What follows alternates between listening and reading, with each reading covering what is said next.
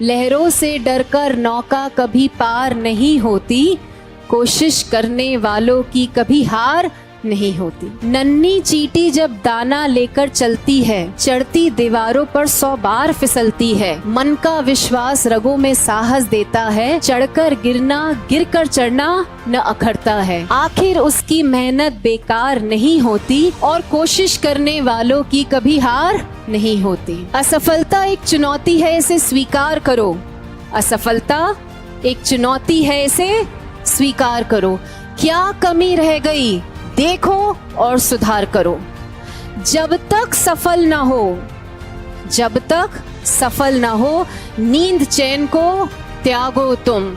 संघर्ष का मैदान छोड़कर मत भागो तुम। कुछ किए बिना ही जय जयकार नहीं होती और कोशिश करने वालों की कभी हार नहीं होती। जैसे लॉज ऑफ मोशन पढ़े हैं, लॉज ऑफ केमिकल कॉम्बिनेशन, ऐसे ही लॉज ऑफ लर्निंग है। तो कोई भी चीज़ याद कब होगी उसके लिए समझो कि याद होती कब हैं चीज़ें, कैसे याद होती हैं, राइट? तो 3 लॉज हैं लर्निंग के। पहला है द लॉ ऑफ रेडीनेस, मतलब साइंस कहता है कि आप मेंटली प्रिपेयर्ड होगे तभी आप कोई चीज़ लर्न कर पाओगे, वरना नहीं। तो अपने दिमाग को पहले प्रिपेयर करना पड़ेगा। फॉर एग्जाम्पल जैसे इनऑर्गेनिक की क्लास होने वाली है तो मेंटली प्रिपेयर रहो कि हाँ भाई एक्सेप्शंस आएंगे, बहुत सारी चीज़ें लर्निंग वाली आ जाएंगी। तो ये आपको मेंटल प्रिपेयर्डनेस रखनी है। दूसरा लॉ है द लॉ ऑफ एक्सरसाइज, मतलब प्रैक्टिस।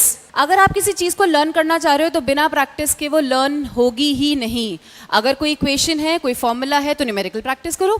अगर कोई थ्योरी है तो क्वेश्चंस प्रैक्टिस करो, लेकिन प्रैक्टिस के बिना लर्निंग नहीं होगी। और तीसरा सबसे इंपॉर्टेंट है द लॉ ऑफ इफेक्ट, मतलब अगर कुछ चीज़ याद करके आप रिलैक्स नहीं हो रहे हो, आप अच्छा फील नहीं कर रहे हो, आप कंफर्टेबल फील नहीं कर रहे हो, मतलब आपके दिमाग ने उसको एब्जॉर्ब किया ही नहीं, उसको दोबारा पढ़ो। मुझे नहीं पता ये लाइंस किसने लिखी हैं, पर जिन्होंने भी ये इतनी खूबसूरत पंक्तियां लिखी हैं उन्हें दिल से मेरा धन्यवाद। ध्यान से सुनना। तू अपनी खूबियां ढूंढ, खामियां निकालने के लिए लोग हैं ना। अगर रखना है कदम तो आगे रख, पीछे खींचने के लिए लोग हैं ना। सपना देखना है तो ऊंचा देख, नीचा दिखाने के लिए लोग हैं ना। तू अपने अंदर जुनून की चिंगारी भड़का, जलने के लिए लोग हैं ना। प्यार करना है तो खुद से कर, नफरत करने के लिए लोग हैं ना। तू अपनी अलग पहचान बना, भीड़ में चलने के लिए लोग हैं ना। तू कुछ करके दिखा दुनिया को, तू कुछ करके दिखा दुनिया को, तालियां बजाने के लिए लोग हैं ना। इमेजिन करो तुम्हारे पास एक बैंक अकाउंट है जिसमें हर दिन 86,400 रुपीज़ क्रेडिट होते हैं। शर्त एक ही है कि वो पूरा अमाउंट आपको एक दिन में यूज़ करना है। अगर आपने यूज़ नहीं किया तो balance next day carry forward नहीं होगा and you will lose that amount, you will lose the balance amount. तो आप क्या करोगे? आपकी कोशिश होगी कि आप पूरे दिन भर में उसका एक एक पैसा यूज़ कर लो, राइट? वेस्ट ना होने दो। ये बैंक अकाउंट हम सबके पास है and it is the account of time.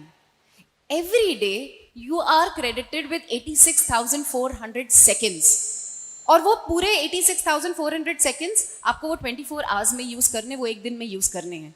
अगर यूज़ नहीं करोगे, वेस्ट कर दोगे, तो वापस रिटर्न होकर तुम्हारे पास नहीं आएंगे and they will be lost for ever. तो जब भी टाइम वेस्ट करने लगो ये चीज़ ध्यान में रखो कि ये टाइम दोबारा लौट कर नहीं आएगा। इसलिए कहते हैं ना, waste your time you should never, for time once gone is gone forever. चिड़िया को देखा है, वो जो अपने बच्चे को उड़ना सिखाती है तो उसे घोंसले से जानबूझकर धक्का देती है। बच्चा गिरता है, फिर घोंसले में डालती है, फिर धक्का देती है। तो वो कोई उसकी दुश्मन थोड़े ना है। उसको पता है कि इस गिरने, बार बार गिरने के प्रोसेस में एक टाइम ऐसा आएगा जब वो बच्चा क्या करेगा, अपनी पूरी जान लगाकर अपने पंखों को खोलेगा और वही वो मोमेंट होगा जब वो उड़ना सीख जाएगा। एग्जैक्टली यही चीज़ हमारी लाइफ हमारे साथ करती है। हर पॉइंट पर, हर सिचुएशन में हमें चैलेंजेस देती है, ऑब्स्टिकल्स देती है। अब हमारा माइंडसेट क्या है इस पर डिपेंड करता है। तो जब भी सामने कोई चैलेंज आए, माइंडसेट ऐसा रखो कि या तो उस चैलेंज से लड़ने में मैं जीतूंगा या फिर मैं कुछ ना कुछ सीखूंगा। आइदर आई विल विन और I will learn, but I will never fail. Her failure भी, अगर आपको लगता है फेल हो रहे हो तो भी वो आपको कुछ ना कुछ सिखा कर जा रहा होगा, एक बेहतर इंसान बनाकर जा रहा होगा। कहते हैं one who has never failed can never succeed also. I run at 4 AM because I know my opponent is sleeping, it gives me an edge. किसके वर्ड्स हैं? The world renowned boxer Mike Tyson. और यही attitude तुम्हें तुम्हारे competition में भी रखना है। अगर आगे निकलना है तो जब भी टाइम वेस्ट करने लगो ना, खुद से पूछना कि इस टाइम मेरा ओपोनेंट या मेरा कंपटीटर क्या कर रहा होगा।